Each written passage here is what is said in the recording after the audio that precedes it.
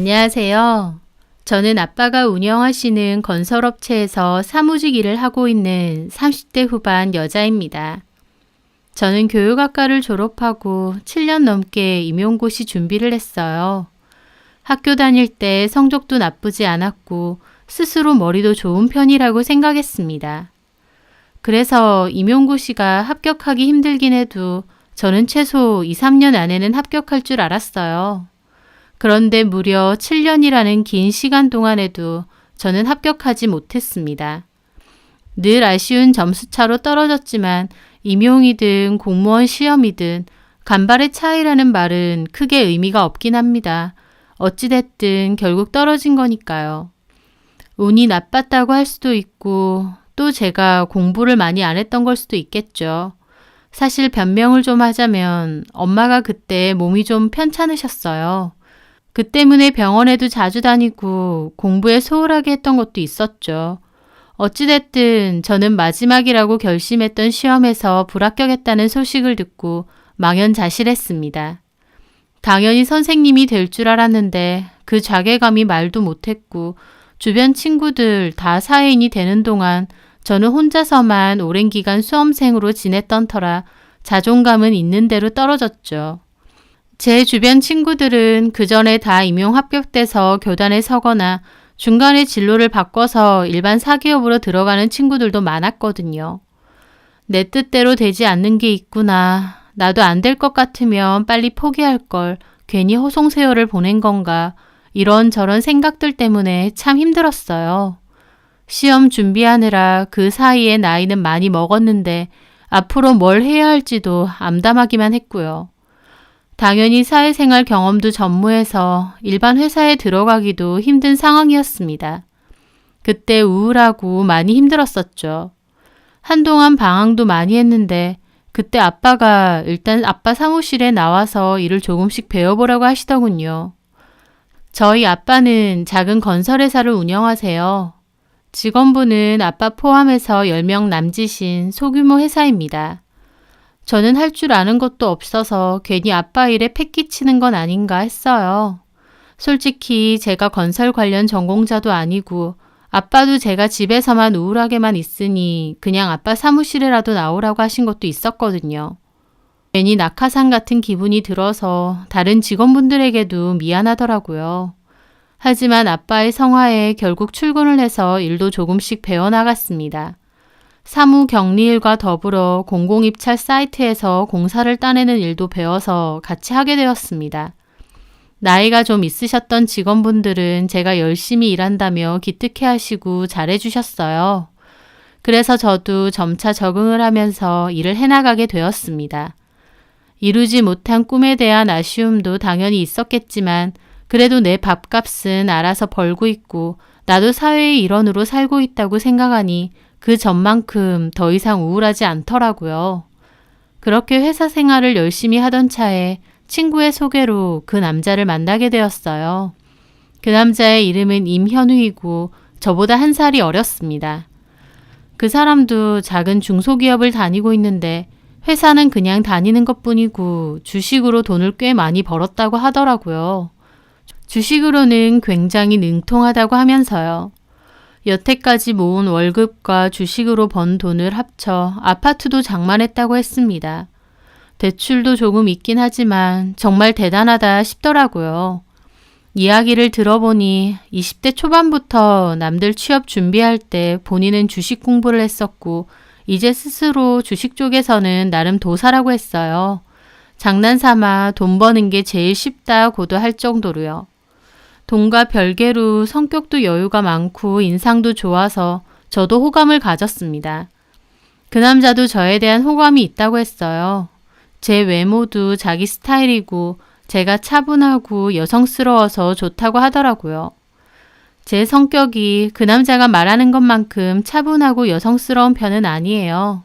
오히려 건설회사 사무직이다 보니 만나는 분들도 좀 남자답고 거친 분들이 많고 회사에서 일할 땐 목소리도 크고 와일드하게 일을 하는 편이죠. 하지만 그 남자는 저를 되게 여성스럽고 차분하게 보더라고요. 나쁘게 보는 건 아니니 저도 괜찮다 생각했지만요. 그렇게 저희는 잘 만나왔어요. 만난 지 1년 정도가 됐을 때 결혼 얘기가 자연스럽게 나왔습니다. 남친은 아파트를 소유하고 있으니 결혼할 준비는 다 된 거나 다름없다고 했습니다. 그렇게 저희는 결혼 약속을 했고 저는 남친네 집으로 인사를 가게 되었어요. 남친네 본가는 조금 오래된 빌라더라고요. 남친의 아버지는 남친이 어렸을 때 어머님과 이혼한 후 왕래가 없이 지낸다고 했고 그 집에는 어머님과 저보다 5살이 어린 신우가 있었습니다. 인사도 드리고 식사도 하며 대화를 나누었는데 그때 제가 느낀 건 어머님이 아들에 대한 자부심이 엄청 크시다는 거였어요. 내 아들이라서가 아니라 우리 현우 정말 1등 신랑감이지. 인물 좋지, 성격 좋지, 거기다가 능력까지 좋잖아. 젊은 나이에 집까지 마련해두고. 민정이 너도 참 좋지? 그렇게 저한테 웃으면서 물어보시더라고요. 저도 웃으며 끄덕였죠. 네, 어머님. 현우 씨 멋지죠? 그래. 이 나이에 집까지 다 준비되어 있는 남자 흔하지 않다? 우리 현지도 오빠 같은 남자 만나야 돼. 오빠 같은 남자면 나도 완전 땡큐지. 요즘 남자들 완전 야가서 뭐든지 반반하자 그러는데 우리 오빠는 요즘같이 집값 비싼 때에 아파트까지 갖고 있고 언니 부러워요. 남친 본가가 여유 있는 편은 아닌 것 같았기에 어머님은 돈을 잘 버는 아들이 너무 자랑스러우신 것 같더라고요. 신우도 오빠를 엄청 자랑스러워하고요. 그리고 어머님과 동생의 칭찬에 남친은 익숙한 일인 양 그저 미소 짓고 가만히 듣고 있더라고요. 보통은 쑥스러워서라도 그만하라느니 할 법도 한데요. 그때 조금이나마 그 집 분위기를 느낀 것 같아요. 그게 부담스럽게 느껴지기도 했고요.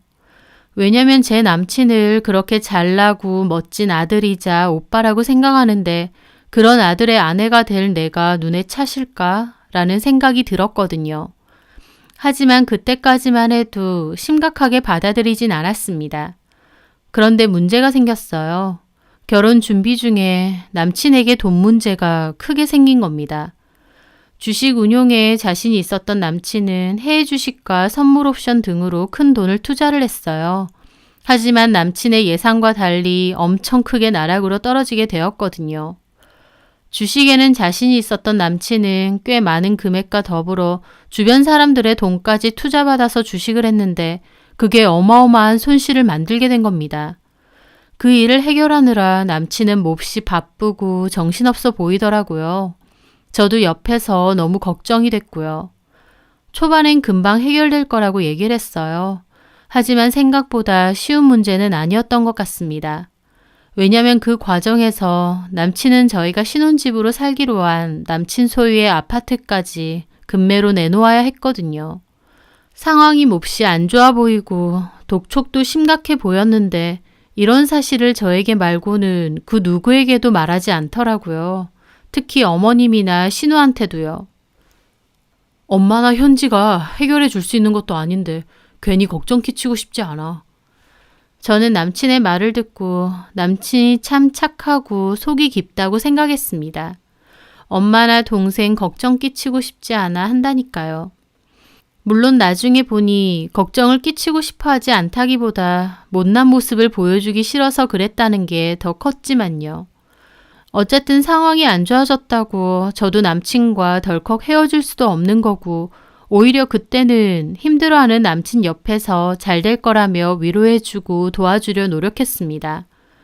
결혼 준비가 스톱이 되자 저희 부모님이 저에게 이유를 물으셨고 결국 저희 아빠에게 남친의 상황에 대해 이야기하게 되었어요.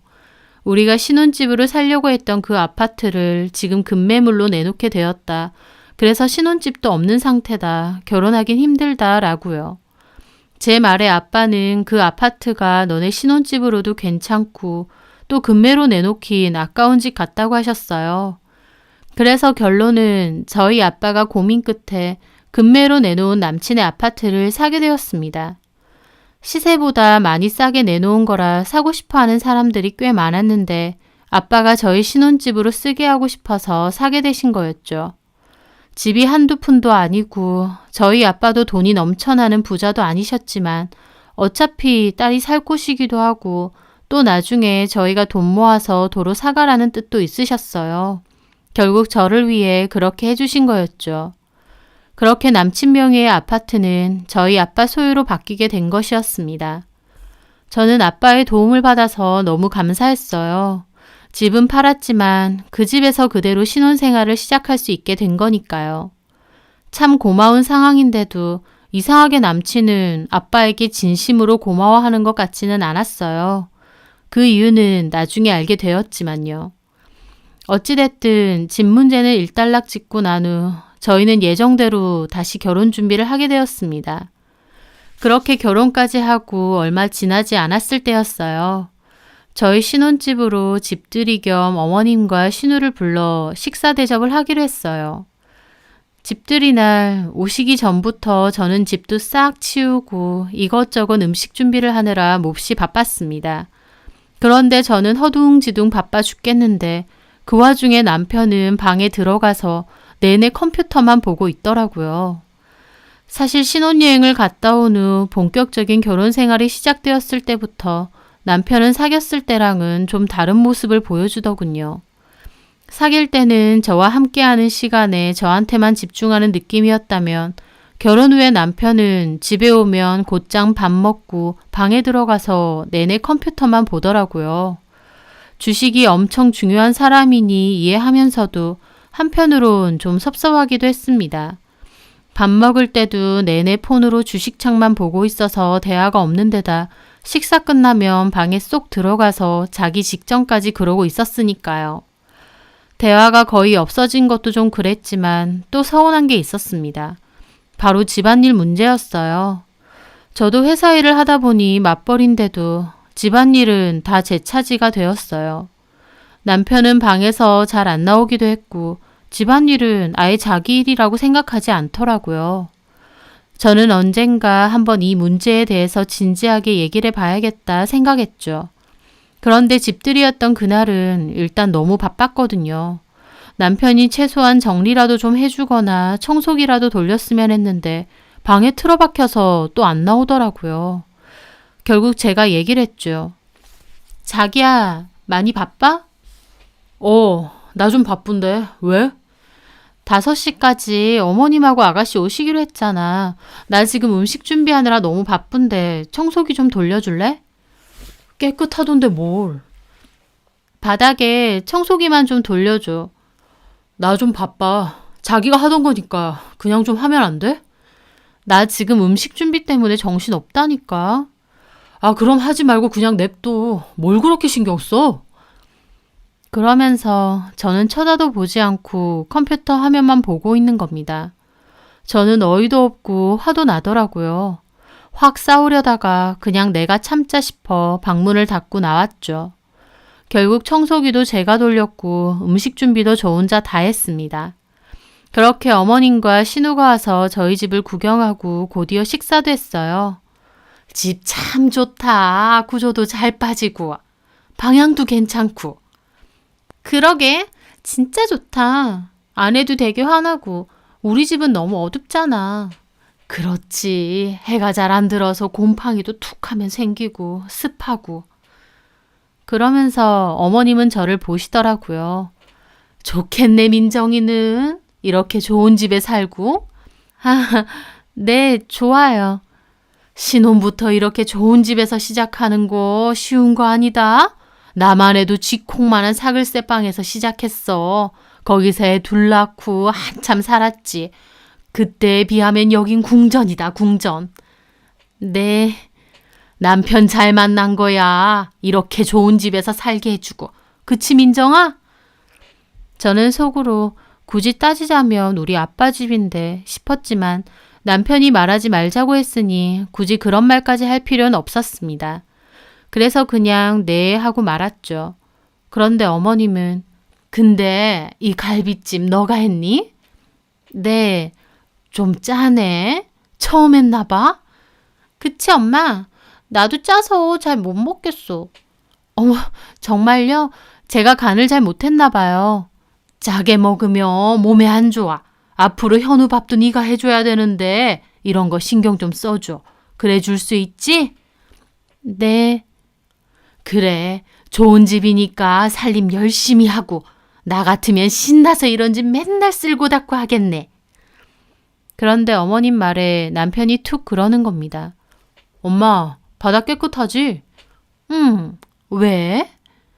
아니, 아까 민정이가 나보고 청소기 좀 돌리라 했는데 내 보기엔 괜찮더라고. 그 말에 어머님 미간을 확 찌푸리시더라고요. 일부러 어머님한테 저런 말을 한 건지 저는 좀 당혹스러웠습니다. 청소기 그거 콘센트 꽂아놓고 살살 돌리면 되는데 그걸 굳이 바쁜 남편 시켰어? 아, 저는 음식 준비하느라 바빠서요. 근데 결국은 제가 했어요. 돈 벌고 바쁜 사람인데 그런 거 웬만하면 네가 해라.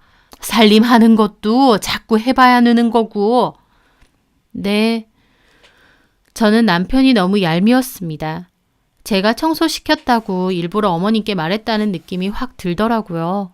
게다가 결론적으로 음식 준비하고 집 치우고 다 제가 한 것들인데 묘하게 어머님은 저한테 나무라시는 것 같았어요. 그 후로도 남편은 여전했습니다. 퇴근하고 오면 집안일은 손 하나 까딱 없이 방에 들어가 있었어요.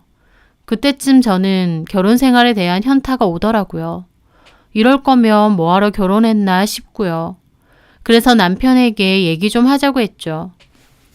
근데 이건 좀 아닌 것 같아. 우리 완전 신혼이고 같이 시간을 보내는 게 좋잖아. 제 말에 남편은 한숨부터 내쉬더라고요. 민정아, 네가 주식을 안 해봐서 잘 모르나 본데 확인할 게 진짜 많아. 그냥 무대뽀로 하는 게 아니거든. 나야말로 회사 갔다 와서 피곤해 죽겠는데 집에서까지 모니터 앞에서 이러고 싶겠어? 물론 돈 버는 것도 좋지. 하지만 결혼했으니까 여느 신혼부부처럼 이런저런 대화도 하고 같이 산책도 가고 그러면 좋잖아. 그래서 어느 세월에 돈을 벌겠냐? 돈을 왜 그렇게 악착같이 벌려고 하는데? 이 집 다시 찾아오려고. 남편은 좀 뜬금없는 소리를 했습니다. 응? 이 집을? 장인어른이 사셨잖아. 다시 돈 들이고 내가 사려고. 왜? 원래 내 거였으니까. 솔직히 내가 급해서 팔긴 했지만 너무 헐값에 들였잖아. 다시 내가 들이고 살 거야. 남편은 이 집을 너무 헐값에 파는 것에 속상한 뜻을 내비치더라고요. 하지만 저는 좀 그랬습니다.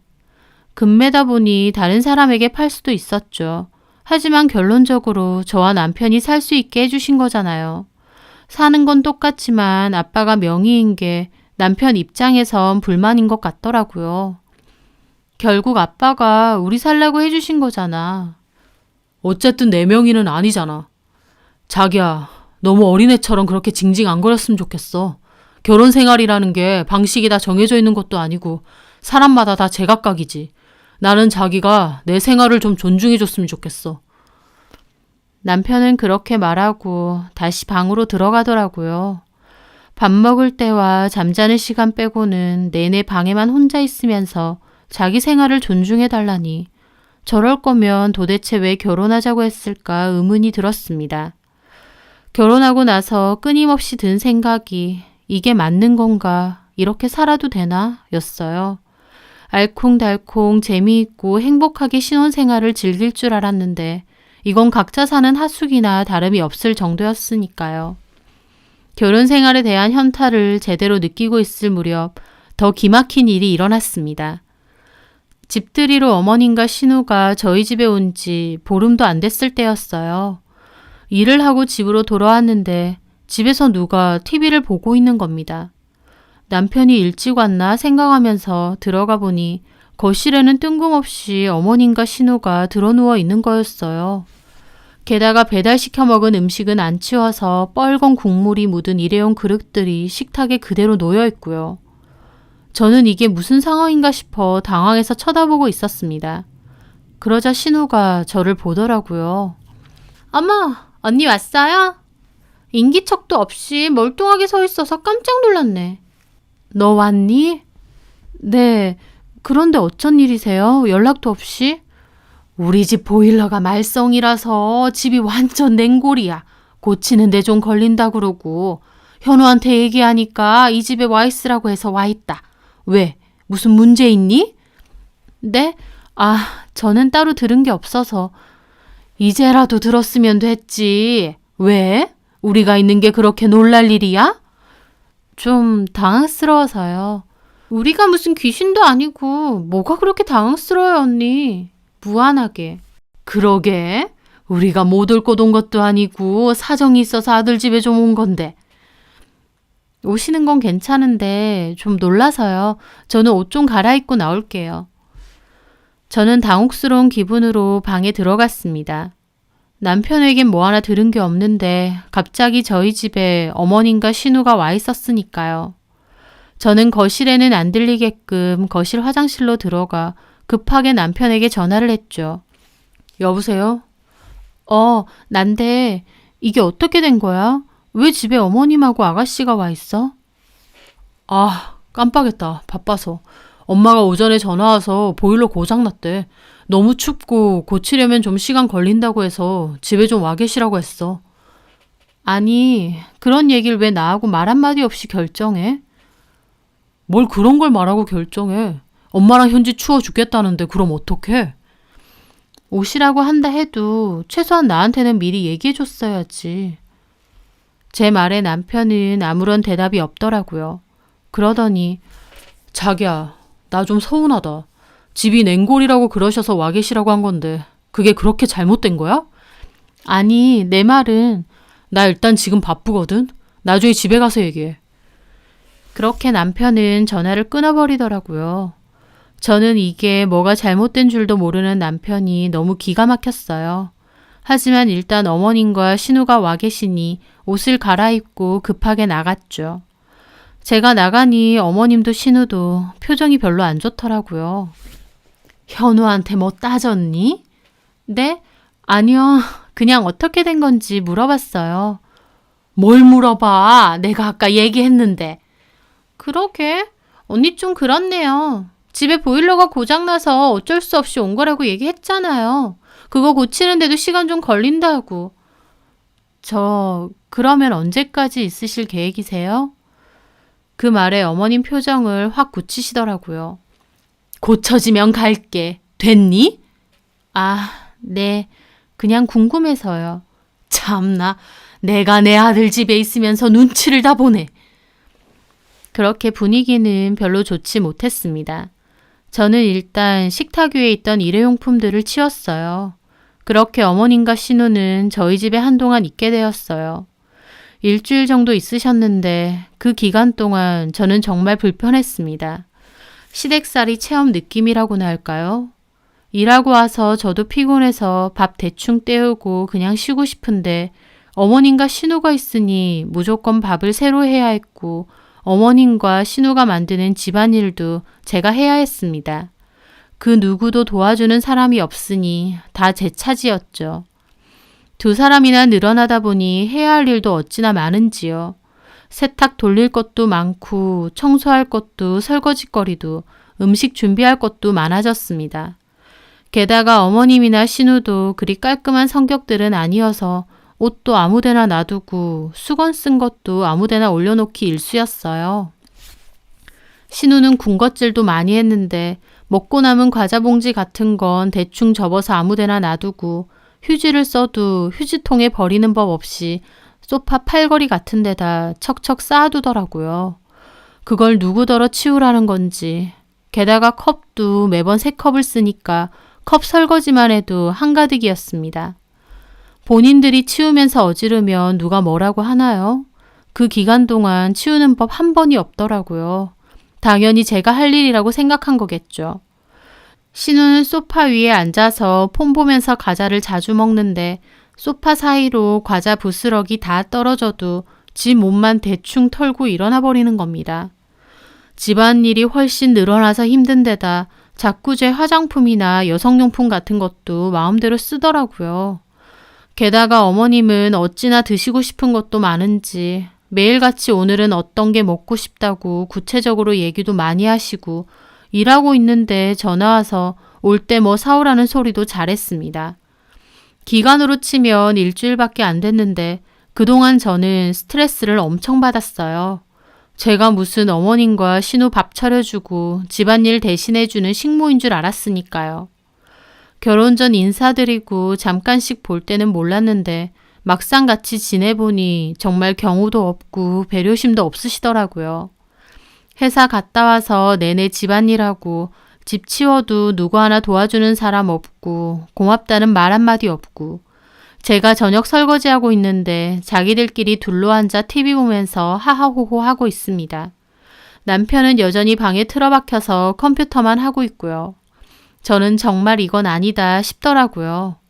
그렇게 일주일 정도 지나고 어머님과 신우는 간신히 자기 집으로 돌아갔습니다.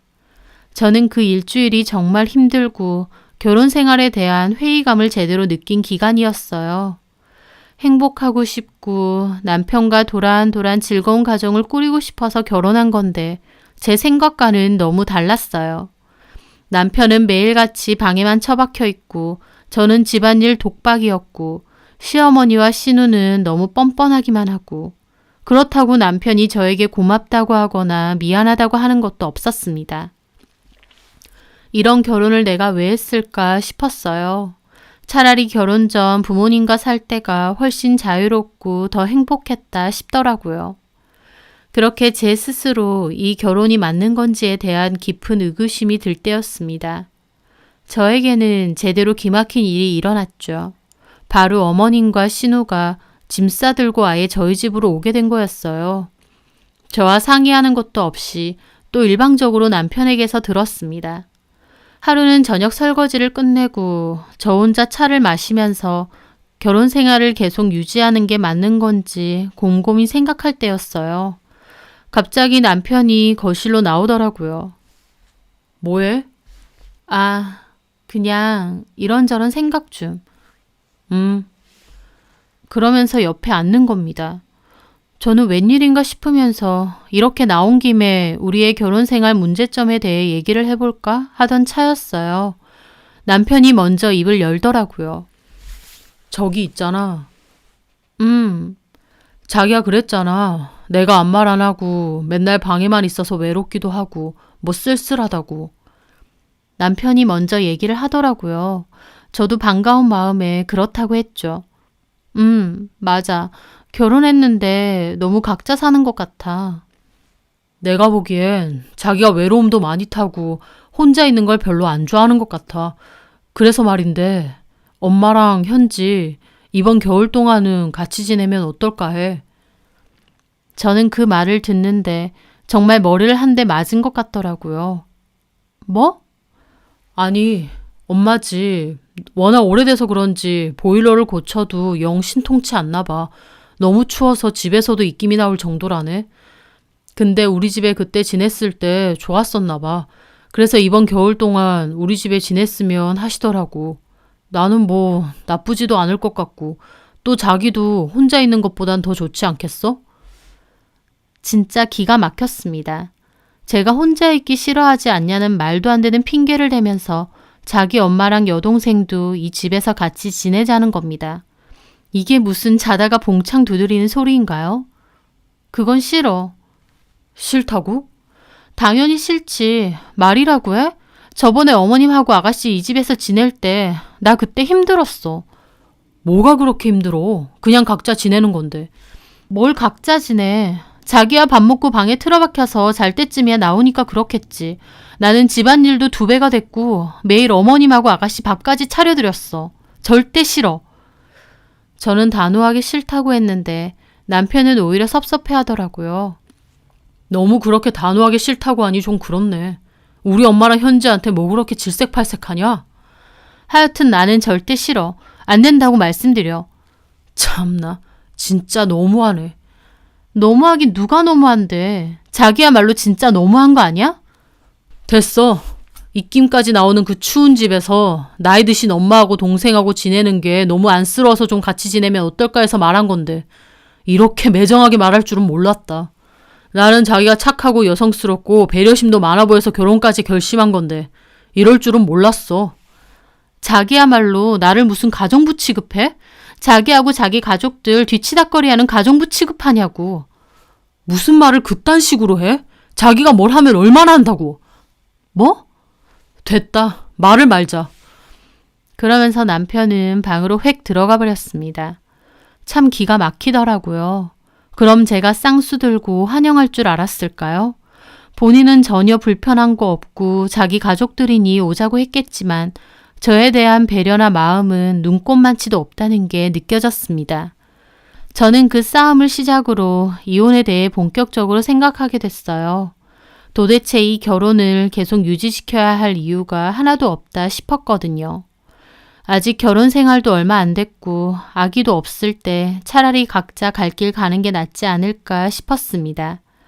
결혼하고 보니 결혼 전 다정하고 배려심 많던 남자는 온데간데 없고 지네 가족들만 알고 제 희생은 당연하게 생각하는 이기적인 남자만 남아있더군요.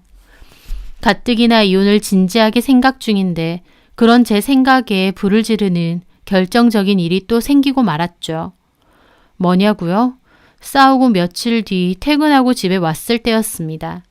현관에 또 어머님과 아가씨의 신발이 보이더라고요. 그걸 보는데 안 된다고 했던 내 말은 개무시했나 싶어서 속에서 정말 뜨거운 뭔가가 올라오는 것처럼 분노가 올라오더라고요. 분명히 단호하게 안 된다고 쐐기를 박았음에도 불구하고 제 말은 깡그리 무시하고 기어코 어머님과 신우를 부른 거였어요. 그렇게 집 안으로 들어가니 어머님과 신우는 자기들 마음대로 냉장고 안에 있던 과일 꺼내서 먹고 있더라고요. 저는 기가 막혀 어머님과 신우를 가만히 보고 있었죠. 그랬더니 어머님이 저를 노려보면서 그러는 겁니다. 너는 시어머니를 보고 인사도 안 해? 저는 대답도 없이 고개를 돌려봤습니다. 거실 한 구석에는 커다란 캐리어가 2개나 있었어요. 여기서 겨울 동안 지내려고 옷을 챙겨온 것이었죠. 너 내 말 무시하니? 어머님, 현우 씨한테 얘기 못 들으셨어요? 무슨 얘기? 저는 어머님하고 아가씨하고 오는 거 싫다고 분명히 말했거든요. 뭐라고? 싫어? 어머님은 불에라도 데인 듯 벌떡 일어나서 따지시더라고요. 신우도 저를 노려보고요. 언니! 죄송한데요. 2분 다 그냥 돌아가 주세요. 저 같이 못 살아요. 뭘 같이 못 살아? 제 말하는 것 봐! 그때 도어락 해제 소리가 들리며 남편도 퇴근하고 들어오더라고요. 저는 남편을 가만히 쳐다봤습니다. 남편은 제 눈길을 피하더니 그대로 어머님과 신우에게 가더라고요. 왔어요? 예, 현우야. 쟤 뭐라는 줄 아니? 우리 보고 나가랜다. 예? 같이 못 산다고 나가래. 집이 완전 냉골이라서 겨울만이라도 같이 살자고 온 건데 진짜 새언니 너무한 거 아니야? 가족이 어떻게 이래? 나 참 시어머니를 이렇게 대놓고 내쫓아? 야, 너 그렇게 잘났어? 내가 내 아들 집에서 살겠다고 왔는데 네가 뭔데?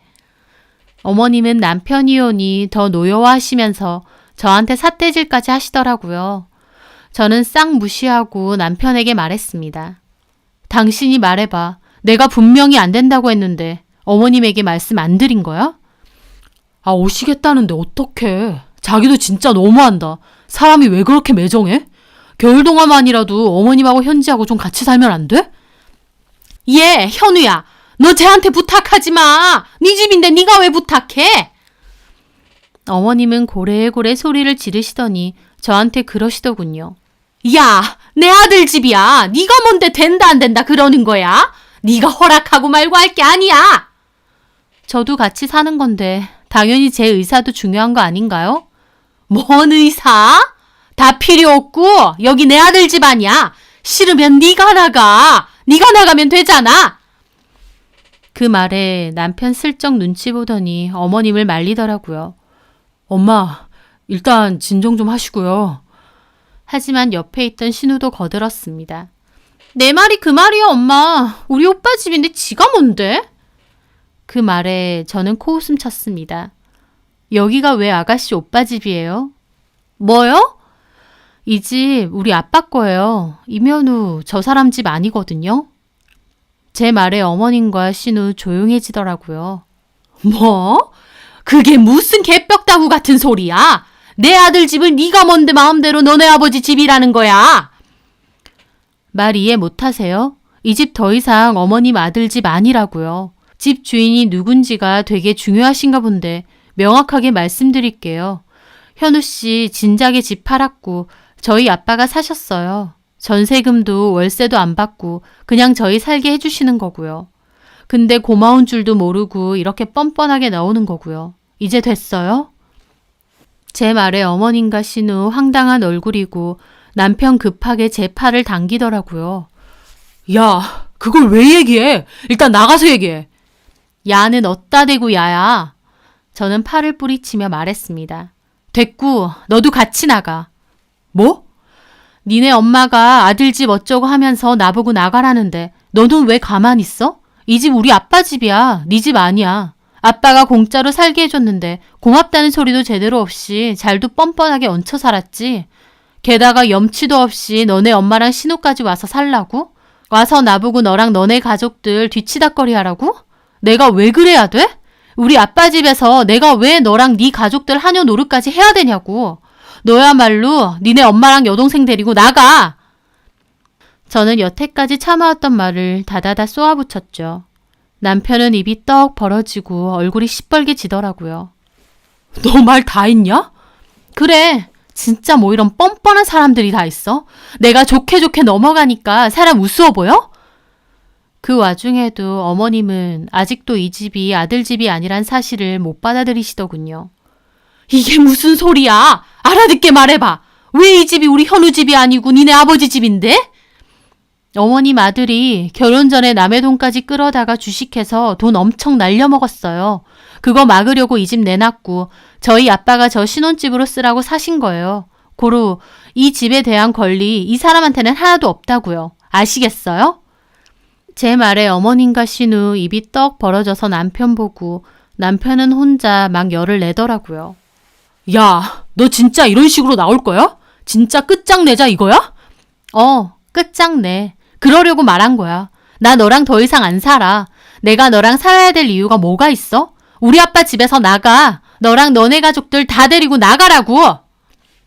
남편 저 죽일 듯이 노려보고 있고 어머님 그 와중에 달려와서 남편 팔 붙잡더라고요. 너 진짜야?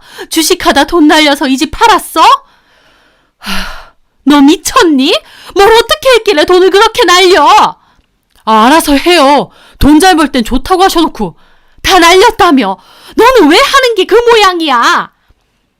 두 사람의 대화를 듣자 하니 어머님은 남편이 돈을 잘 벌 때만 엄청 잘해주고 남편을 띄워주신 것 같았습니다. 그러다 보니 남편도 자기 주식 망한 거 어머님이나 동생에게 말하지 말라고 했던 것 같고요. 어쨌든 남편은 저 노려보더니 그대로 밖으로 나가버렸습니다. 저도 방으로 들어가려다가 어머님과 신우에게 말했죠. 뭐 하세요? 안 나가고. 야, 너 진짜 이럴 거야? 이혼이 그렇게 쉬워? 안 쉬운 건데 어머님이 참 쉽게 해주시네요. 저 나오기 전까지 이 집에서 나가세요. 친정 부모님 부르기 전에. 제가 그렇게 쏘아붙였고 방에서 들으니 어머님하고 신우하고 욕을 하며 캐리어 질질 끌고 나가는 소리가 들리더라고요. 그 와중에 캐리어를 일부러 여기저기 막 쾅쾅 부딪히면서 끌고 갔는지 집 복도 모서리 부분은 찍혀있기까지 했습니다. 자기 아들 집일 때는 조심조심 하더니 저희 아빠 집이라니까 일부러 막 치고 간 거였죠. 참 끝까지 어지간하다 싶었습니다. 그렇게 저는 바로 비번부터 바꾸고 짐 싸서 친정으로 가버렸어요. 저희 부모님께 있었던 일 다 말씀드리면서 결혼을 잘못한 것 같다. 이제라도 그냥 되돌리고 싶다고 울면서 말씀드렸습니다. 그 와중에 남편은 돌아왔는지 저에게 전화와서는 집 비번은 왜 바꾸냐며 저한테 욕하더라고요. 저는 그것도 일단 녹음했습니다. 자기 물건 들고 가야 되니 비번 내놓으라며 쌍욕을 하더라고요.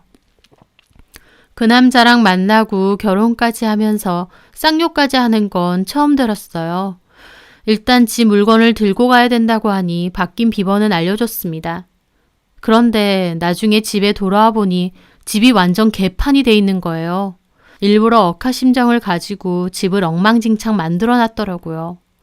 그걸 보는데 소름 돋고 저런 인간이랑 결혼까지 했나 싶고 진짜 하루라도 빨리 이혼해야겠다 싶었습니다. 저는 그거 증거사진으로 다 찍어놓고 훼손된 물건들은 청구할 거라고 했습니다. 남편은 쉽게 이혼 안 해줄 거라고 버텼고 결국 이혼 소송까지 들어갔어요. 같이 산 건 두어 달도 안 됐는데 이혼하는 건 쉽지가 않더라고요. 과정도 힘들었지만 정신적으로 특히 힘들었습니다. 내가 사람 보는 눈이 없어서 그런 남자랑 결혼까지 한 건가 싶어서 자책도 많이 들고요. 하지만 그럴 때마다 차라리 아이도 없고 오래 안 살고 헤어지는 게 다행이다 생각하자며 스스로를 많이 다잡았습니다. 딱히 혼인 유지 기간도 길지 않은 데다 사유로 보면 남편 쪽 유책 사유가 더 크고 욕설 통화와 집을 엉망진창 만들어 놓은 증거도 있다 보니 이혼 소송은 빠르게 마무리가 되었습니다. 그렇게 저는 이혼을 하게 됐습니다. 다시 혼자가 되었는데 그렇게 홀가분하고 좋을 수가 없더라고요. 너무 짧은 기간만 살고 이혼한 거라 성급한 게 아니었냐는 주변의 말들도 많았습니다. 그런 시선이 참 힘들기도 했어요. 하지만 저희 부모님은 오히려 빠른 선택을 잘한 거라며 저를 위로해 주셨어요. 아니다 싶으면 빨리 발을 빼는 것도 방법이라고요. 이런 남자와 시댁에 계속 엮이는 건 좋을 게 없다고 제 스스로를 위해 판단을 한 거니까 잘한 거라고 하시면서요. 아니다 싶을 때 빨리 발을 빼고 나온 건 용기 있는 행동이라는 말도 해주셨는데 그게 참 위로가 되더라고요. 예전에 오랫동안 임용을 준비할 때 어느 순간 나는 안 되겠구나, 이건 내 길이 아니구나 느꼈어요. 하지만 여태까지 준비해온 게 아깝기도 하고 또 한 번만 더 하면 될 것 같기도 해서 꾸역꾸역 버텼었거든요. 하지만 결국 포기하니까 오히려 새로운 일을 할 수 있게 되었잖아요. 제 이혼도 마찬가지라고 생각해요. 혹시나 그 남자가 달라지지 않을까, 내가 잘못 판단한 게 아닐까 생각하며 꾸역꾸역 결혼 생활을 이어나갈 수도 있었겠지만 아니다 싶을 때 빨리 발을 빼고 나온 게 오히려 더 잘한 게 아닌가 싶기도 합니다. 왜냐면 짧은 결혼 생활이지만 그 남자와 그 남자 가족에 대한 진면목은 다 봤다 싶거든요. 중간에 뭘 포기하고 그만뒀다고 무조건 잘못한 건 아니라고 생각해요. 실패도 해봐야 또 그만큼 삶의 여러 모습에 대해서도 의연해진다고도 생각하고요. 제가 한 선택을 늘 존중하고 스스로 힘내면서 살아가려고 합니다. 제 사연 들어주셔서 감사합니다.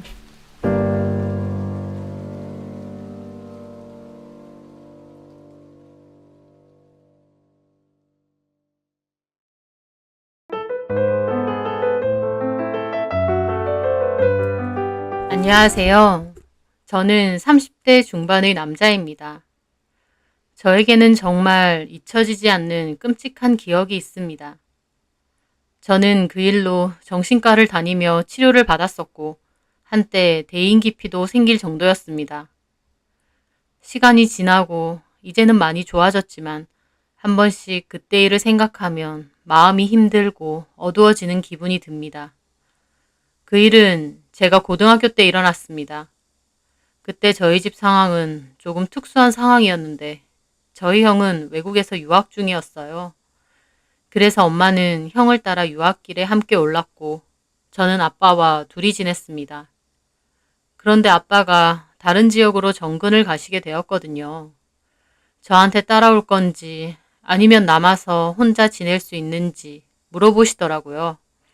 제가 좀 더 어렸다면 당연히 아빠를 따라갔겠지만 그땐 고등학생이었고 입시 준비도 하고 있던 터라 함부로 고등학교를 옮기기가 조심스러웠습니다. 그래서 저는 여기서 혼자 지내겠다고 했고 저희 아버지만 그 지역으로 집을 구해서 내려가셨어요. 고등학생 남자애 혼자 살게 되니 엉뚱한 생각도 많이 했겠다 싶으시겠지만 저는 꽤 모범생이었거든요. 진학하고자 하는 대학도 명확했고 제 스스로도 공부에 대한 욕심이 강했습니다. 당연히 주말에는 친구들이랑 어울려 놀거나 운동, 게임도 하는 평범한 학생이었지만 기본적으론 학원도 꼬박꼬박 다니고 계획표를 짜서 목표한 공부량은 웬만하면 하려고 하는 편이었어요. 어쩌면 저희 부모님도 제가 알아서 잘 한다고 생각하셔서 저를 믿고 혼자 있으라고 하신 것도 있겠죠. 엄마는 형이랑 한 번씩 한국으로 들어왔어요. 형은 저보다 한 살이 많은데 외국에 있는 대학으로 진학할 계획이 있어서 일찌감치 외국으로 가게 된 것이었습니다. 형하고 자주 못 보는 게 아쉬웠지만 형과 저는 사이도 좋고 안부 연락도 자주 하는 편이었습니다. 남자들 치고는 서로 굉장히 살갑게 대했는데 제 성격이 남자답고 씩씩하기보다 좀 섬세하고 부드러운 편이거든요. 주변에서 다정하다는 소리도 많이 듣고요. 그렇다 보니 형하고도 별 마찰 없이 줄곧 잘 지내왔습니다. 아버지는 주말마다 올라오셨어요. 오시면 저랑 같이 교회도 가고 저 머리 식혀준다고 영화도 한 번씩 보여주시고 그렇게 잘 지내고 있었어요. 그렇게 평범하지만 소소하고 행복했던 제 삶에 먹구름이 드리운 것은 바로 그 여자애 때문입니다. 그 여자의 이름은 김유지고 저희 반으로 전학을 왔습니다. 그냥 평범하게 생겼고 활발해 보였습니다. 전학생이라는 것 말고는 별로 관심도 없었어요. 그런데 공교롭게 제 앞에 앉게 되었는데 저한테 말을 무지하게 걸더라고요. 학교에 대해서 궁금한 게 많은 것 같았어요. 저는 그냥 전학 오면 다 낯서니까 같은 반 친구의 마음으로 웃으면서 필요한 건 잘 설명해 주었습니다. 귀찮을 때도 있었지만 같은 반 친구와 굳이 척지고 지낼 필요도 없으니 적당히 잘 지냈죠. 그런데 유진은 자기와 제가 꽤 친하다고 생각하는 것 같더라고요. 시간이 지나면서 유진은 다른 여자애들과도 친해지고 처음부터 이 학교를 다닌 것처럼 자연스럽게 잘 어울렸어요. 공부도 열심히 하는 편이었고요. 그런데 저한테 자꾸 학교 끝나고 뭘 먹으러 가자고 하고 문자를 보내면서 연락을 하더라고요. 저는 좀 귀찮아서 그냥 적당히 웃으면서 거절했어요. 어딜 가자고 하면 학원 가야 돼서 안 된다고 하고 집에 일이 있다고도 하고요.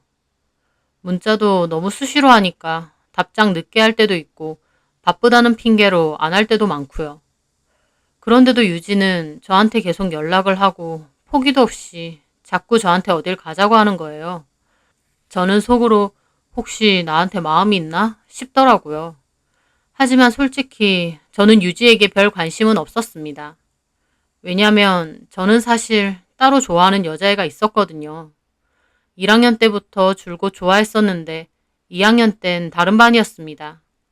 좋아하는 마음은 있지만 그렇다고 고백하거나 들이댈 생각은 없었고 그냥 마음 정도만 갖고 있었습니다.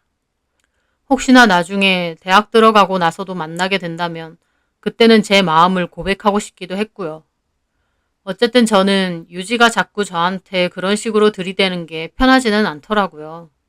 그래서 언젠가부터 조금씩 벽을 치며 멀리하게 되었습니다.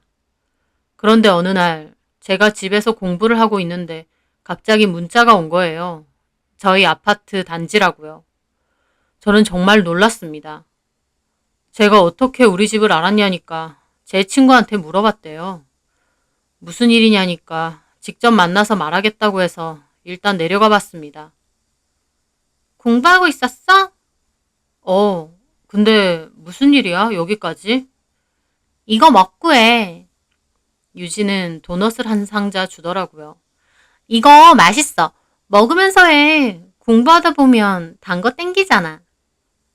저는 좀 그렇더라고요.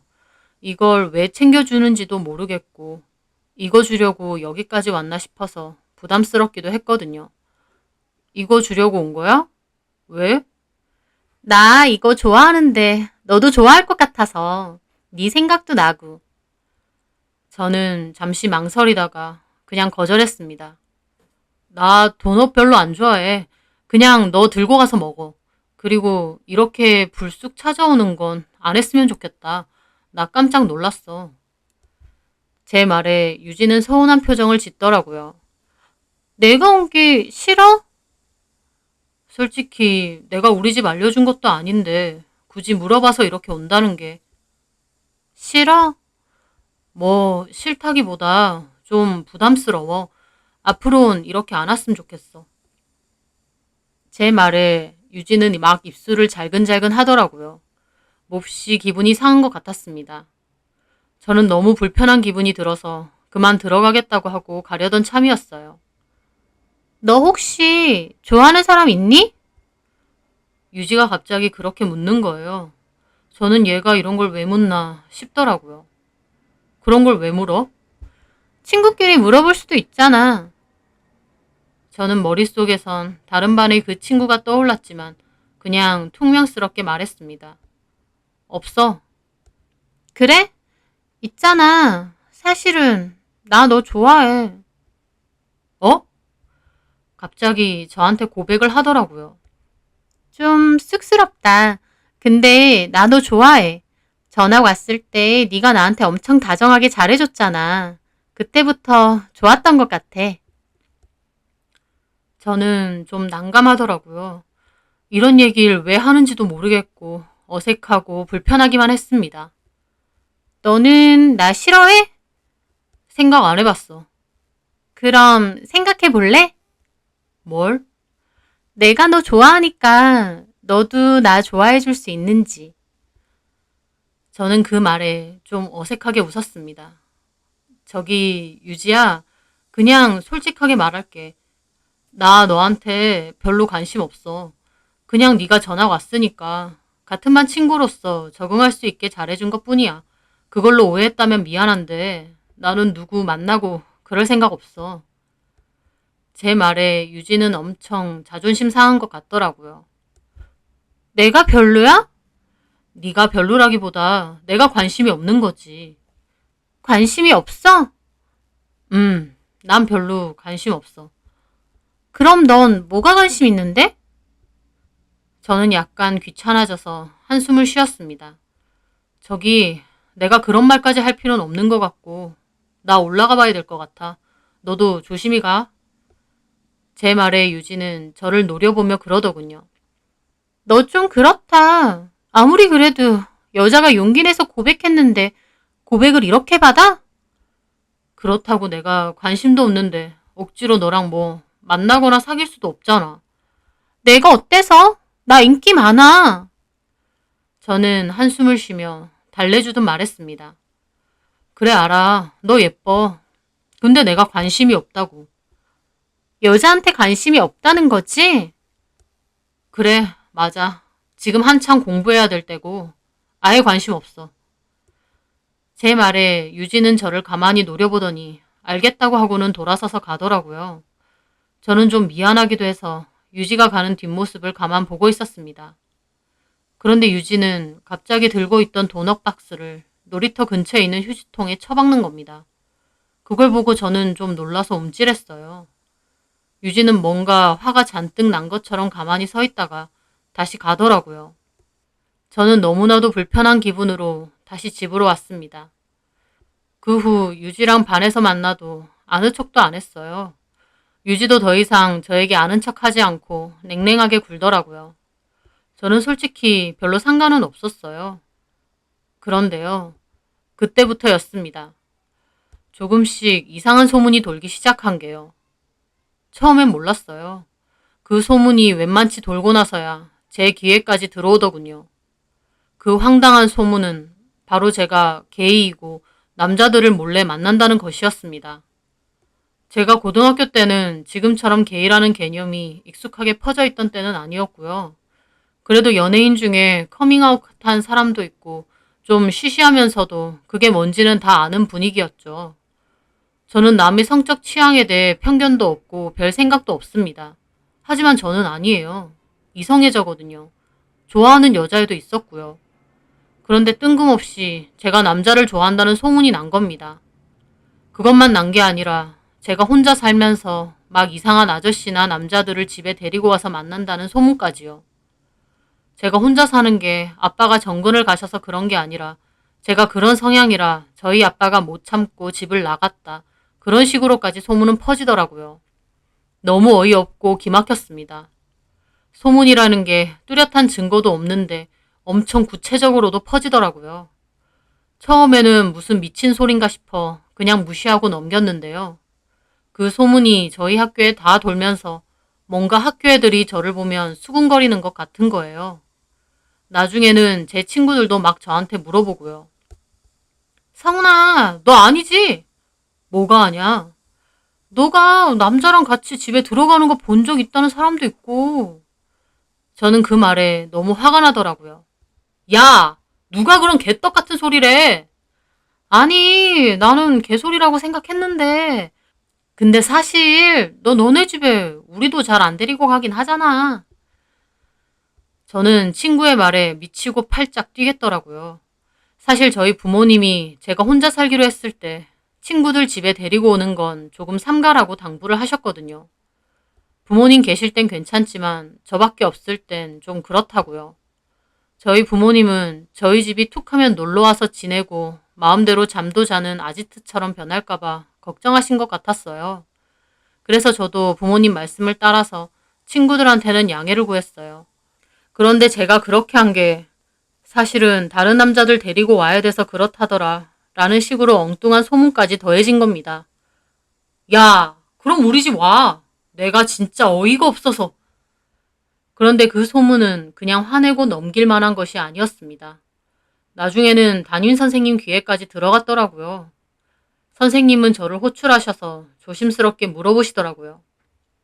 친구들 사이에서 네가 요새 좀 불미스러운 소문에 휩싸인 것 같던데 아무래도 성훈이 너가 부모님이랑 떨어져서 혼자 살다 보니 더 그런 소문이 난 것 같아.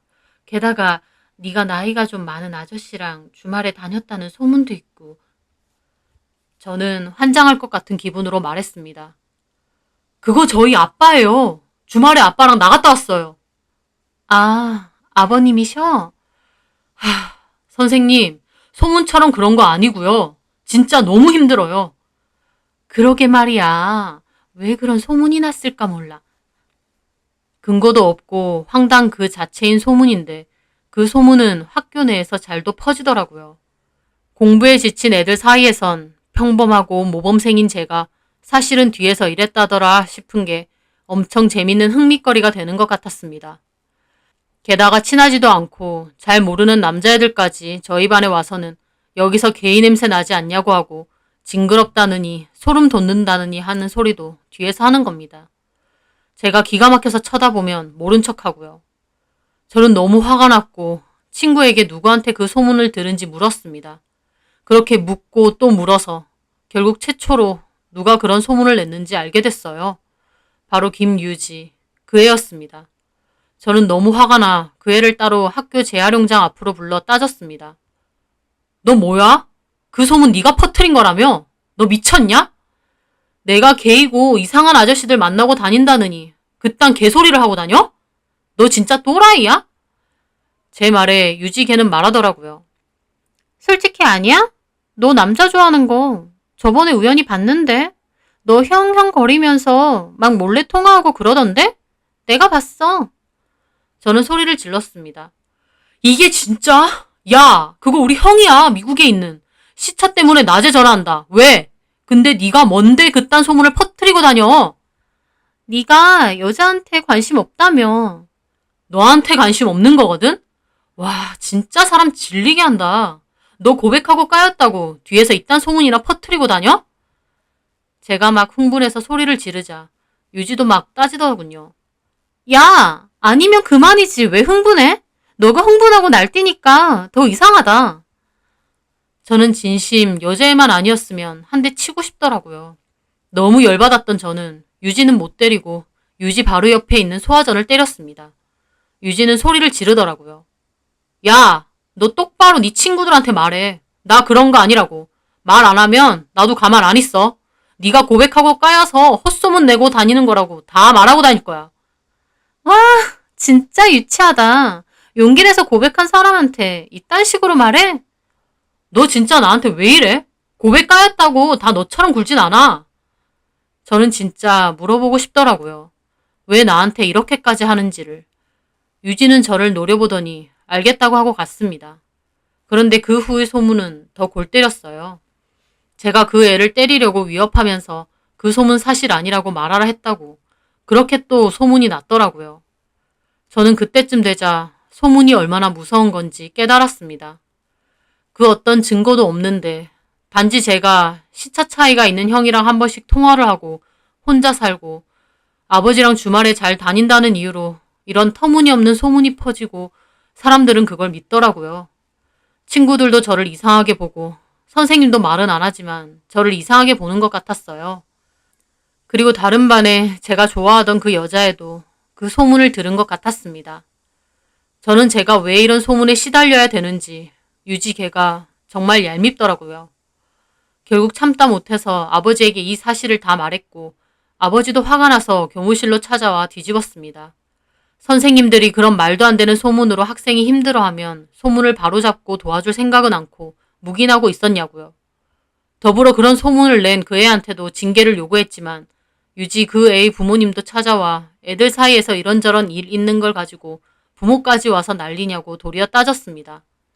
그렇게 한바탕 난리가 났지만 아무것도 해결되는 건 없더라고요. 저는 한마디로 그 소문에 속수무책 당할 수밖에 없었습니다.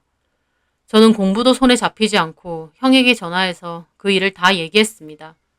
형도 너무 분해하더라고요. 그러다가 결국 형은 남고 엄마는 저 때문에 좀 일찍 귀국하기로 하셨어요. 그리고 너무 힘들어하는 저를 위해 엄마는 정신과 상담을 해보자고 했는데 기가 막힌 건 제가 병원 다니는 걸로 동성애 치료하러 다닌다는 희한한 소문까지 났습니다. 그래서 치료도 그만두게 되었어요. 그 소문 때문에 너무 힘들었던 저는 결국 2학년 겨울방학 때 아버지가 계시는 곳으로 전학을 가게 되었습니다. 잘 다니고 있던 학교까지 전학을 가게 생겼는데도 그 애는 저에게 사과 한마디 하지 않더군요. 저는 그렇게 전학을 가게 되었고 전학 가고 나서도 한동안은 마음을 못 잡고 힘들어했습니다. 제가 연예인은 아니지만 연예인들 근거 없는 소문에 힘들어하고 죽고 싶어 할 때 그 마음이 어떤 건지 이해가 될 정도였습니다. 저는 그 사건으로 성격도 약간 바뀌게 되었어요. 그 전에는 활발하고 평범했었는데 그 일 이후로 누가 뒤에서 수군거릴까 싶어서 위축이 자꾸 되고 제가 무슨 행동을 잘못하면 이상한 소문이 나진 않을까 싶어서 점점 소심해지더라고요. 전학 가면서 그 악마 같은 여자애랑 이상한 소문을 나르던 학교 애들을 안 봐서 좋았지만 그 일은 저에게 깊은 상처가 되었습니다. 그렇게 시간은 흘렀고 저는 회사를 다니고 여자친구도 만나면서 평범하게 살고 있습니다. 저희 형은 외국에서 학교를 나온 후 외국에서 회사를 다니다가 몇 년 전 한국지사로 발령이나 다시 이곳으로 오게 되었고요. 저희 부모님이 형에게 이제 나이도 웬만큼 찼는데 결혼 생각은 없느냐 하더라고요. 그럴 때마다 형은 그냥 웃고 말았는데 그 후에 갑자기 사실은 여자친구가 있다고 깜짝 발표를 하는 겁니다. 누구냐니까 같은 회사에서 근무하는 계약직 직원이라고 하더라고요. 좋은 마음으로 만나고 있다면서 한번 소개시켜주고 싶다고 했습니다. 같은 회사 사람인데 괜찮냐고 하니 형 하는 소리가 사실은 회사에서 모른 척 하려고 했었는데 어쩌다 보니 소문이 좀 나기도 했다고 하면서 멋쩍어 하더라고요. 어쨌든 형에게 여자친구가 있고 그걸 가족들에게 소개시켜준다고 하니 반가웠습니다. 처음 있는 일이었거든요. 소개까지 해주는 걸 보니 아마 형은 진지하게 만나는 모양인 것 같았습니다.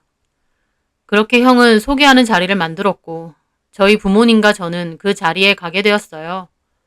룸에서 기다리고 있으니 잠시 후 형과 그 여자분이 들어왔는데 저는 그 여자 얼굴을 보고 고장난 것처럼 몸과 머리가 멈췄습니다. 시간이 많이 지났지만 단박에 알아보겠더라고요. 바로 김유지, 그 애였습니다.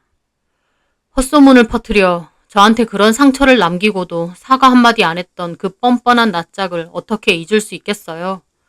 저는 놀라서 입이 떡 벌어졌습니다. 저희 부모님은 왜 그러냐고 하셨고 저는 일단 아무 말도 하지 않았습니다. 그의 얼굴을 본 순간 다시 그때의 기억이 떠오르더라고요. 그런데 그 애가 저희 형 여자친구라니 기막힌 상황이었습니다. 그 애는 수줍은 얼굴로 말하더군요. 안녕하세요. 김유지라고 합니다. 저희 부모님은 그 애인 줄도 모르고 웃으며 앉으라고 하셨어요. 제가 굳은 얼굴로 가만히 있으니 어디 안 좋냐고 하시더라고요. 그래서 제가 그 애에게 말했습니다. 어떻게 여기서 다 보냐? 제 말에 형이 의아한 얼굴로 말하더라고요. 둘이 알아? 고등학교 동창. 나 기억나지? 제 말에 저를 가만 보던 유지개가 눈알이 튀어나올 듯이 놀라더라고요. 그렇겠죠. 이런 데서 보게 될 줄은 꿈에도 몰랐으니. 아, 성훈이? 지율 씨 동생이 성훈이 너였어? 야, 이런 우연이 다 있냐? 같은 고등학교? 유지는 형의 말에 고개를 끄덕이는데 눈알을 굴리면서 어쩔 줄 몰라 하더라고요. 친했어? 아니야, 안 친했어. 그냥 같은 반. 유지 걔가 놀라서 형의 말을 막더라고요. 저는 기가 막혔습니다. 그러더니 저보고 만나서 반갑다. 오랜만이네. 저는 너 같으면 반갑겠냐고 하고 싶은 거 일단 참았습니다. 나중에 집에 가서 형한테 다 말해야겠다라는 생각뿐이었어요. 제가 계속 굳은 얼굴로 있자 그 애는 쩔쩔매며 눈치를 보더라고요. 저는 정말 앉아있기 싫고 저게 어떻게 우리 형을 꼬셨나 싶기도 했습니다. 그렇게 정말 있기 싫은 기분으로 앉아있다가 잠깐 화장실 간다고 나왔는데 화장실에서 나와보니 그 애가 앞에서 기다리고 있더라고요. 얘기 좀 해. 뭔 얘기? 지훈 씨가 형이었어? 난 몰랐어. 그래서? 너 다 얘기할 거야? 뭘? 고등학교 때 별로 안 좋았잖아, 우리. 왜 안 좋았는데, 우리가? 아, 그야 뭐. 아, 기억나네. 네가 고백한 거 까인 후에 앙심 품고 내가 게이라고 없는 소문 퍼뜨리고 다녀서였지? 야, 내가 언제. 그거 내가 그런 거 아니야. 그때 네 입으로 네가 그랬다 했거든? 진짜 아니야. 그리고 그게 언제적 일인데. 지금 10년도 더 됐잖아. 그래서? 그 옛날 일을 굳이 지은 씨한테 말해야 되겠냐, 그거지. 지은 씨랑 나 잘 만나고 있고. 저는 그 말에 코웃음이 나왔습니다. 우리 형 어때? 괜찮지? 놓치기 아깝지. 인물 좋고 능력 좋고 성격 좋고. 그렇지. 그래서 소문냈어? 어?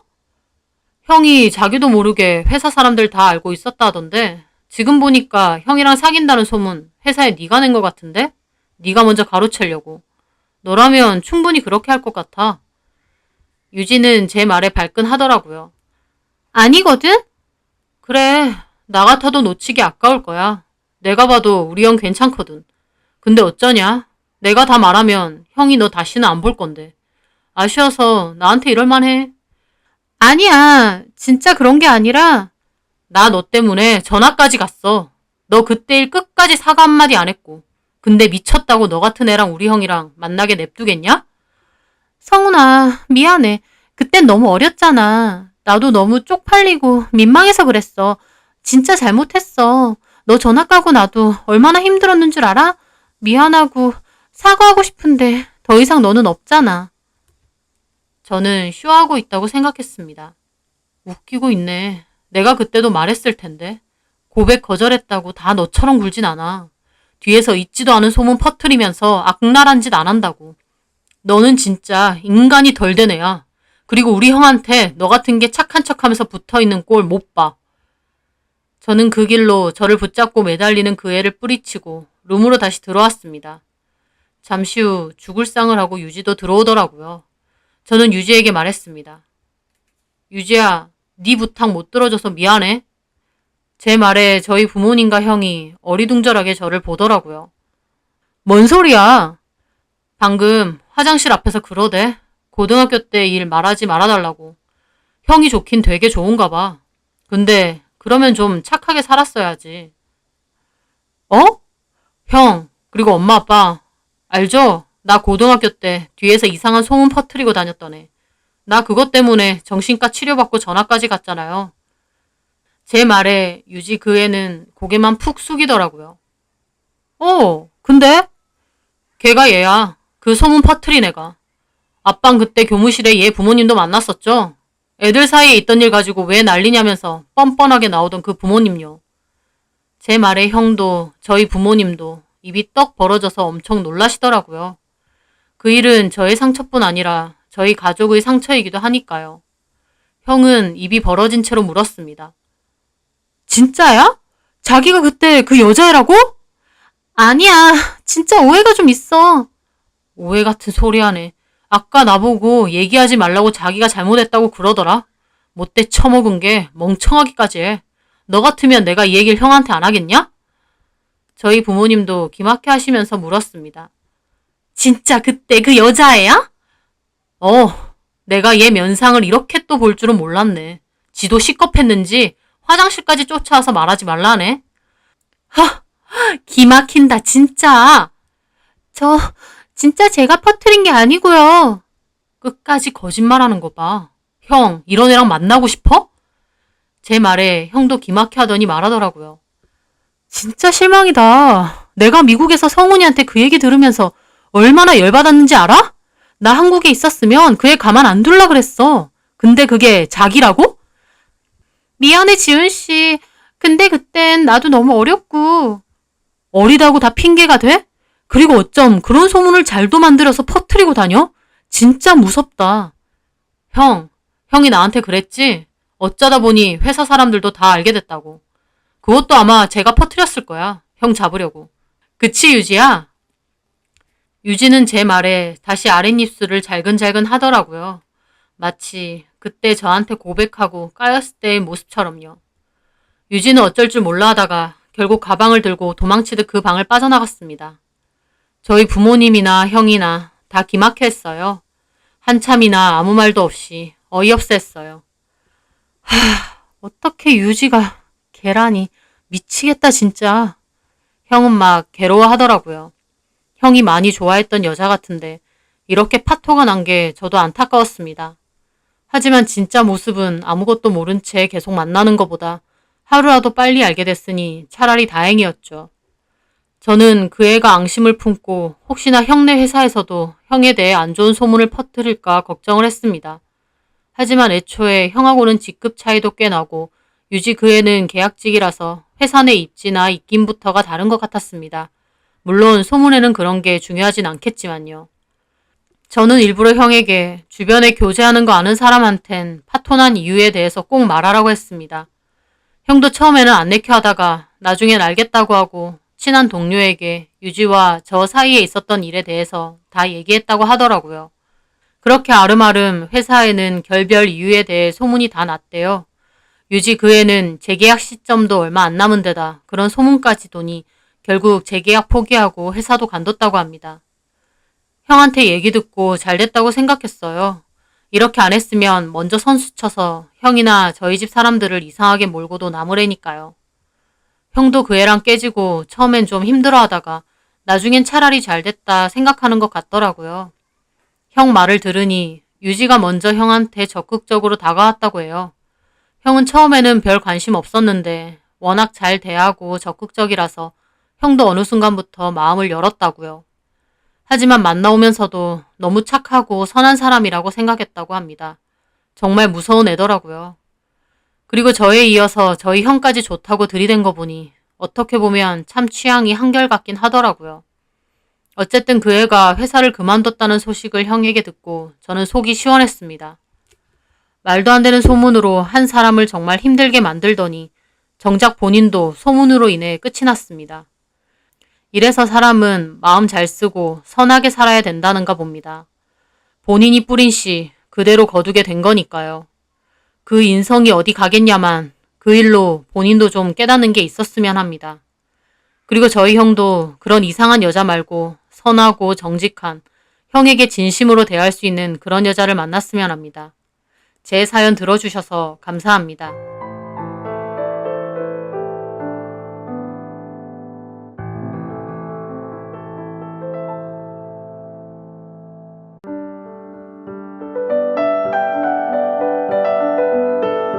안녕하세요. 저는 곧 60을 바라보고 있는 아들 하나 아빠입니다. 저는 좀 독특한 가족 관계를 가지고 있습니다. 가족이라곤 아들 하나가 전부입니다. 아빠와 아들만 있는 가족은 많은데 뭐가 독특하냐고요? 저의 아들은 제 형의 아들, 즉 저의 조카이기 때문이죠. 조카가 초등학교, 그때는 국민학교였는데요. 국민학교 2학년 때부터 키워 지금은 늠름하고 멋진 사회인이 되어 있습니다. 제가 조카와 둘이 살게 된 데에는 짧은 가족과의 인연이 한몫했다고 볼 수 있습니다. 저는 사주를 본 적이 한 번도 없는데 앞으로도 볼 생각은 없습니다. 왜냐하면 제 사주에 가족과의 연이 짧다고 나올 것 같기 때문이죠. 저의 아버지는 제가 어릴 때 돌아가셔서 기억이 많지는 않습니다. 술을 많이 드셨고 돌아가셨을 때도 술을 드시다 갑자기 돌아가셨다고 하는데 지금 추측하기론 아마도 급성 알코올 중독 그런 게 아닌가 싶습니다. 그 뒤로는 저희 어머니 혼자 저와 형을 키우셨어요. 고생 많이 하시면서요. 그런데 너무 고생을 하신 탓이었는지 제가 고등학교 다닐 즈음에 어머니마저도 돌아가셨습니다. 어머니도 간이 안 좋으셨었거든요. 아버지에 이어 어머니까지 참 박복하기도 했습니다. 저는 형과 5살 터울이었는데 형은 상고를 졸업하고 회사에 다니고 있던 때였습니다. 저도 어머니까지 그렇게 되자 빨리 졸업하고 취업을 할 생각이었는데 형은 극구 반대했습니다. 저만큼은 대학에 가라면서요. 저는 그러고 싶지 않았는데 결국 형 말을 따랐습니다. 일찍 돌아가신 아버지 대신 형은 저에게 아버지 같은 존재이기도 했거든요. 많이 의지하고 많이 따랐습니다. 형도 저를 많이 챙겨줬고요. 지금 생각해보면 형도 참 어렸는데 말입니다. 그렇게 형이 뒷바라지를 해주고 저는 대학 진학을 했고 형이 밤낮으로 고생을 많이 하는 걸 알았기에 저도 열심히 공부했습니다. 그렇게 졸업 후 저는 취직을 했고 이제 형의 짐을 조금 덜어줄 수 있다는 생각에 기뻤습니다. 그리고 얼마의 시간이 흐른 후 형은 결혼할 사람이라며 형수를 소개해줬어요. 솔직히 그 여자가 썩 마음에 들지는 않았습니다. 형은 저에게 듬직하고 야무진 사람이었지만 이성 관계에서만큼은 좀 어리숙하고 순진한 것 같더군요. 딱 봐도 형수라고 데리고 온 여자는 평범한 여자 같지가 않았습니다. 꾸미는 모양새도 그렇고 말하는 것도 그렇고. 하지만 형은 그 여자에게 푹 빠진 것 같았습니다. 형 회사에 거래처인 작은 회사가 있는데 거기에 격리로 일했다고 하더군요. 그렇게 자주 마주치다가 친해져서 밥도 먹고 차도 마시고 하다가 가까워졌다고요. 형이나 저나 나중에야 한 일이지만 그 여자 그전에는 외곽 지역의 다방에서 일했었다고 하더군요. 그 후에 손을 털었는지 격리로 취업해서 좀 다니다가 형을 만난 거였습니다. 제가 사람 보는 눈이 좀 있는 편인데 어쩐지 한눈에 봐도 평범해 보이지 않았던 그 모습이 다 그래서 그런 거였습니다. 하지만 그건 후에 알게 된 일이고 그 당시에는 형이 워낙 좋아하기도 하고 그 여자도 형에게 잘하는 것 같았습니다. 저도 첫인상만으로 사람을 그렇게 판단하는 건 아니라고 생각하기도 했고요. 그렇게 형과 그 여자는 잘 만나다가 속도 위반으로 임신을 하면서 살림을 차렸습니다. 그때 가진 아이가 바로 저의 조카 진명입니다. 형은 출산하고 나서 여유가 생기면 꼭 결혼식을 해주고 싶다고 저에게도 여러 번 얘기했죠. 부모님을 일찍 여의고 외롭게 형과 둘이 살다가 형수도 생기고 조카까지 생겼으니 참 그때의 제 마음은 따뜻하고 풍족했습니다. 하지만 그러한 행복도 오래가진 않았습니다. 진명이가 태어난 후 저도 일하느라 정신이 없어서 형을 자주 보진 못했는데 간혹 보면 즐거워야 할 형의 얼굴이 갈수록 어두워지더라고요. 혹시 무슨 일이 있느냐고 몇 번을 물어도 그냥 아무 일 없다고 했는데 나중에서야 얘기하더군요. 형수가 진명이를 너무 나 몰라라 한다고요. 진명이가 어느덧 이유식을 먹어야 될 때인데 자꾸 분유만 먹여서 이유식은 안 먹이냐고 하니 배지밀 같은 걸 자꾸 사다 먹인다고 합니다. 하도 답답해서 형이 회사의 여직원들한테 물어봐서 퇴근 후에 본인이 이유식을 몇 번 만들어서 먹이기도 했다는데 아무리 화내고 얘기해봐도 형수는 진명이를 제대로 돌보지 않는다고 했습니다. 옷도 자주 안 갈아입히는 데다 기저귀도 자주 안 갈아주는지 엉덩이도 자주 짓물러 있다고요. 게다가 근래에는 집주인 아주머니에게 애를 맡기고 자꾸 밖으로 돈다고 하더군요. 집주인 아주머니가 형에게 찾아와서는 맡아주는 것도 한두 번이지 너무한 거 아니냐. 도대체 애엄마가 왜 그러냐. 안 맡아준다고 하면 무슨 애를 짐짝 넘기듯이 거의 떠넘기고 나가버린다고 하소연했다고 했습니다. 진명이는 잘 못 먹어서인지 또래보다도 작은 것 같고 발달도 느린 것 같아 형의 걱정은 더 늘었습니다.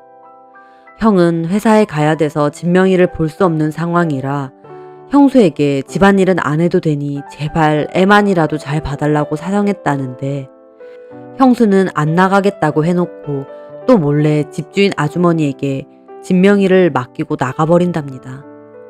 형이 한숨을 푹푹 내쉬는데 형수가 도대체 왜 저러는지 가슴이 답답했습니다.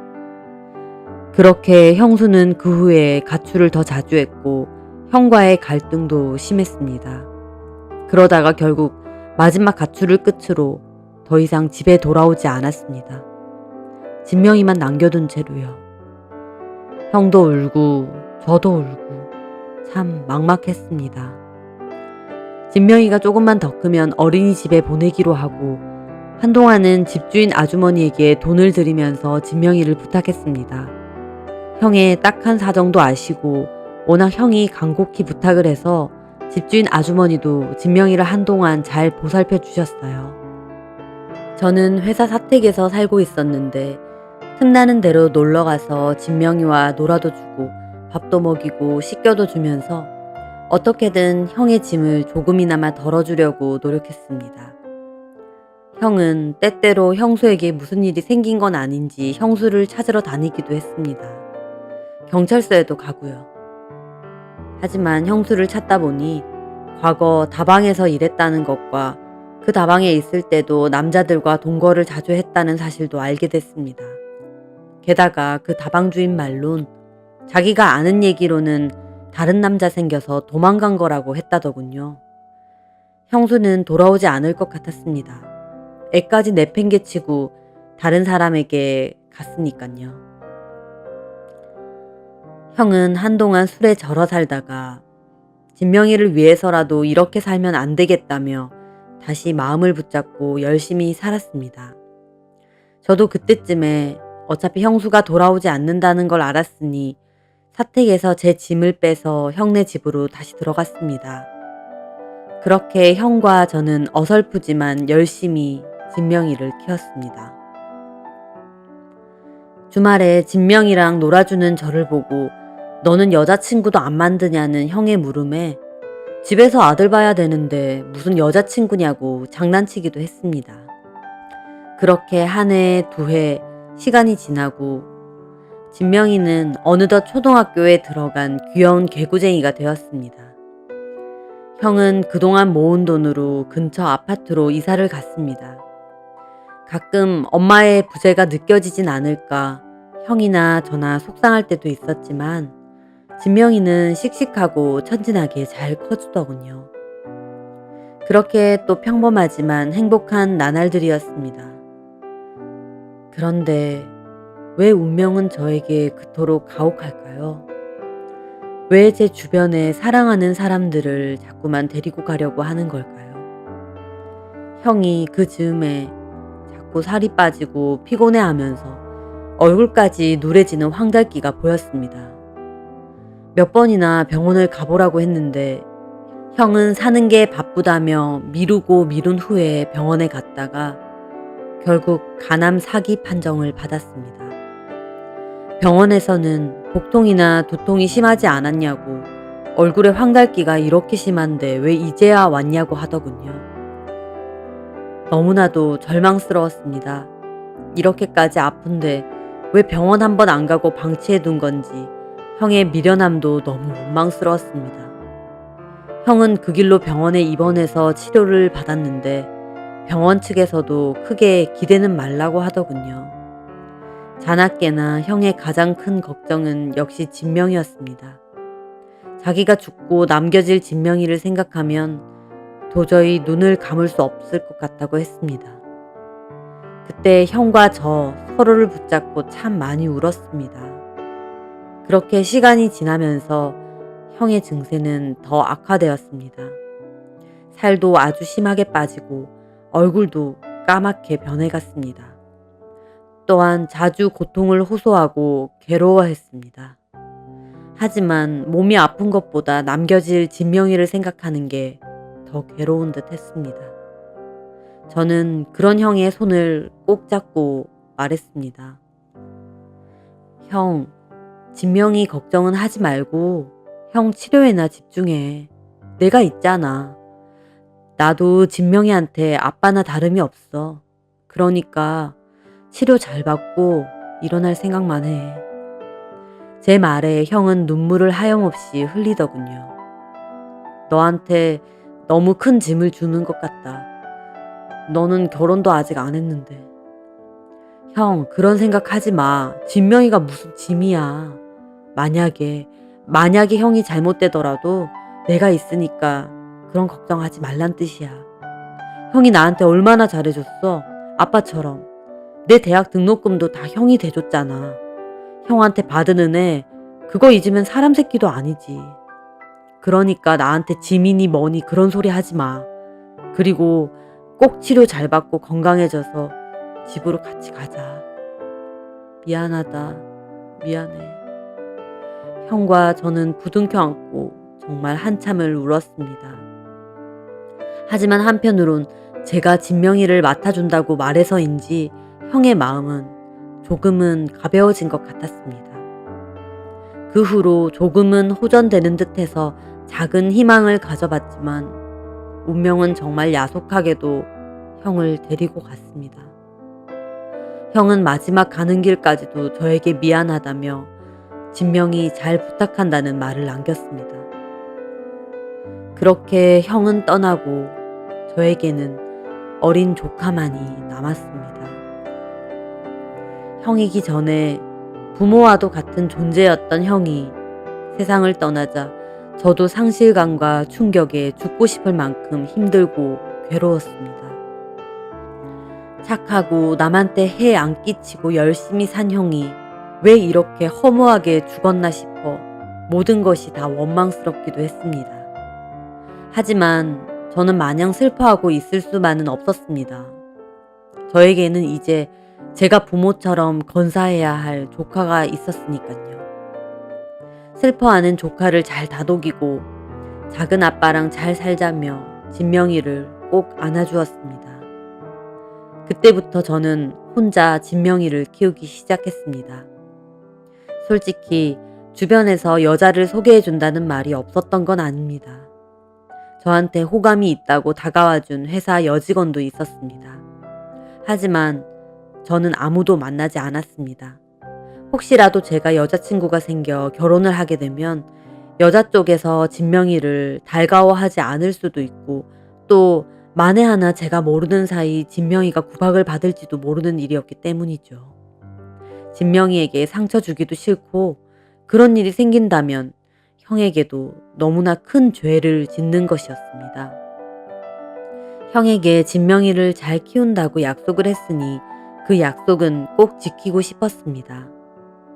그렇게 제 나름대로는 진명이에게 잘한다고 했는데 진명이가 중학생이 되고 사춘기가 오자 본인 나름의 고민과 힘듦이 있었던 것 같습니다. 저와는 얘기도 잘 하지 않고 공부도 잘 안 하고 방황을 많이 하길래 제가 한 번은 진명이와 대화를 나눴습니다. 남자 대 남자로 솔직히 얘기해 보자고요.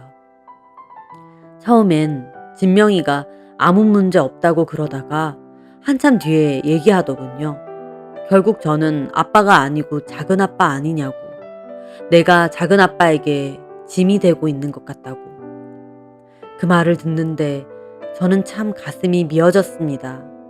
제 딴에는 잘한다고 했는데 이 어린 게 그런 생각을 했다면 저도 모르게 벽을 두고 있었나 보다 싶었습니다. 진명아, 그런 생각 하지 마. 누가 뭐래도 나는 네 아빠고 너는 내 아들이야. 작은 아빠 아니고 그냥 아빠. 눈치 보지 말고 편하게 해. 투정 부리고 싶으면 부려도 되고 어리광 부리고 싶으면 그래도 돼. 원래 부모 자식과는 그런 거야. 네가 그런 마음 들지 않게 아빠가 더 노력할게. 진명이는 제 얘기에 한참을 훌쩍거리며 울더라고요. 그 후에 진명이는 다시 공부도 열심히 하고 저와 대화도 잘 나눴습니다. 주말엔 같이 영화도 보러 가고 집안일도 같이 하고 다정하게 잘 지냈습니다. 때로는 엇나가지 않고 응석도 부리지 않는 진명이가 너무 빨리 철이 든 것 같아 미안하기도 했습니다. 하지만 진명이는 고맙게도 참 바르게 잘 커주었습니다. 그렇게 시간이 많이 흘러 대학교에 다니게 된 진명이는 공부도 열심히 해서 장학금도 받고 조기 취업도 했어요. 참 자랑스러웠습니다. 진명이가 취업을 알렸을 때 그 주에 함께 형을 묻었던 산소에 가기도 했습니다. 형의 무덤을 보는데 그동안의 세월이 주마등처럼 스치면서 형 아들, 내가 이렇게 멋지게 잘 키웠다. 칭찬받고 싶었습니다.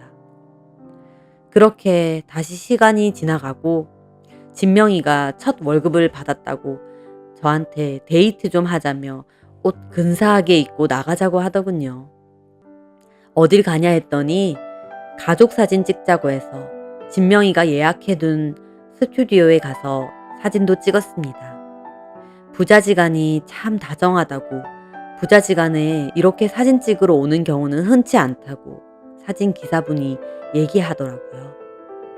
그렇게 멋지게 사진도 찍고 제가 회를 좋아해서 같이 횟집에 가서 회도 실컷 먹었습니다. 아들이 사주는 회라서 더 맛있었습니다. 그리고 횟집에서 자기가 백화점에서 샀다며 제 선물도 하나 주더라고요. 참 고맙고 가슴이 찡했습니다. 여기서 봐도 되냐니까 안 된다고 집에서 보라고 하네요. 조금 비싼 거 샀으니 괜히 뭐 바꾸러 간다느니 하지도 말라고요. 택도 다 뗐다고.